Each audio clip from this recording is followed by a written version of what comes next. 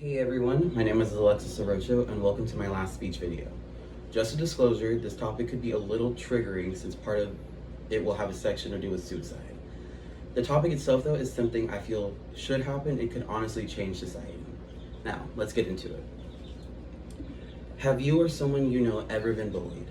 If you answered yes to either of these questions, you know it's not fun being picked on. It can take place at school, the playground, or even places of work. Wherever you go trying to escape it, it just never seems like you can. The highest rate age group since 2021 when it comes to bullying is between the 12 through 18-year-old age groups. The response rate for 14-year-old boys is 50% and girls are 68%. When it comes to the 18-year-old response rate group, the boys increased to 36% and girls seem to go down to a 61%. Imagine being a parent sending your child to school and having to worry about them being bullied. School is meant to be a safe place for children. Places of work are also meant to be a safe place, and anything else on.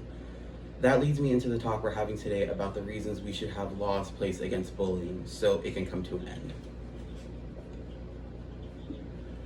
The definition of bullying. Bullying is the action of one who bullies. They want to intimidate and even harm those they bully. Bullies don't really care about how far they go with harassing their victims, but it does take a toll on the victim if it may be physical or mental abuse. A person can only take so much before they can't handle anymore.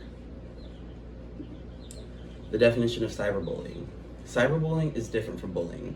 It's the use of electronic communication to bully a person online. You could just be posting a picture of yourself or anything that you want until you get that one nasty comment from someone.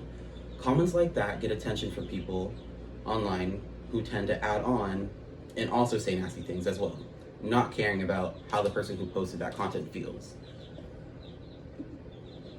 Now that we know what bullying and cyberbullying is, let's talk about some of the people who are usually targeted by bullying. Sexualities, genders, and religions. As we age, we start to discover ourselves, and this really starts to happen in middle school, transitioning to high school. And one of those discoveries is sexuality. Bullies try to go for the guys who tend to be more feminine and girls who tend to be more masculine. They could also be discovering if they're straight, gay, bisexual, or even transgender, but they shouldn't have to endure such cruel words and actions because they're just exploring themselves. Bullying of genders. Males and females tend to handle things differently when it comes to bullying. Males are more physical when they are bullying, so their victims usually have bruises and marks, but also say cruel words as bullying too. Females are usually use mental abuse or cyberbullying for their victims they bully because it just seems like how females tear each other down. Mental and physical abuse can leave heavy scars on a victim, but sometimes they have no other choice but to take that abuse. Bullying of religions. As for some, it may not be a big part of growing up, but some families are very religious and serious about it. For example, Muslim girls wear hijabs. They wear them wherever they go, like school, work, or just any place since it's part of their culture. But some bullies make it their mission to harass or scold them with such racist remarks because of their culture. A person who expresses their religious beliefs should be able to do so freely without feeling like they're in danger of ignorant bullies. For people just wanting to express themselves and be who they want to be, bullying can sadly get the best of people, which can result in a person taking their own life. That takes us into our next topic, suicide. Coping. Victims of bullying cope with these issues differently. Some cope using drugs to try forgetting everything, some might self-harm themselves as a way, some might even act out and do things they usually wouldn't do.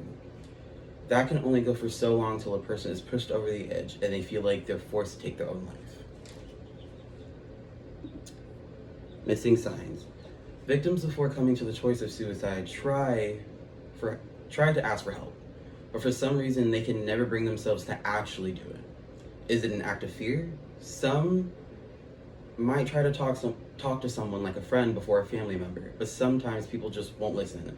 A way it seems some try to ask for help is acting out, but that could be risky since that would probably push people away. And people don't really know the gravity of the situation. Is acting out really the only sign for victims to use to ask for help?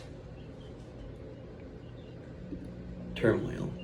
After the passing of that loved one, friends and family can't help but blame themselves for not being able to tell there was something going on with that person. Why didn't they just come talk to me? I could have helped. I should have known. It's my fault. I'm an awful parent. I'm a terrible friend.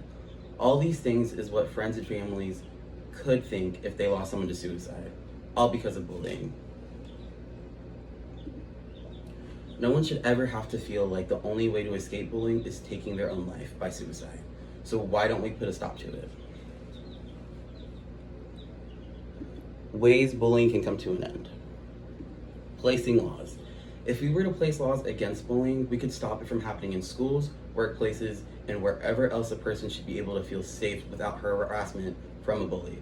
Cyberbullying would also come to an end if we could have the harmful things commented about us online be monitored and blocked from even being commented in the first place. See something, say something. If you see someone you know or whoever they might be getting bullied at school, work, or any type of situation, you should go get an adult or anyone you can, or anyone to help the person in need. Maybe even try intervening if you can. Abolish and thrive. With bullying and cyberbullying illegal, those who had to go through it for so long can finally get the help they deserve. They won't have to be scared to talk to a counselor, a friend, or a family member because they'll finally feel some sort of peace. Now that we've learned some of the reasons to why we should have laws against bullying and cyberbullying, we should get to the conclusion of what we learned. Bullying should have laws against it in schools. Children go there to learn and further their education. They shouldn't have to worry about being picked on, and the same goes for workplaces for people who deal with harassment. Things should never get so bad that a person feels that suicide is the answer when there's people who can help them and have their torment come to an end. Always remember, see something, say something.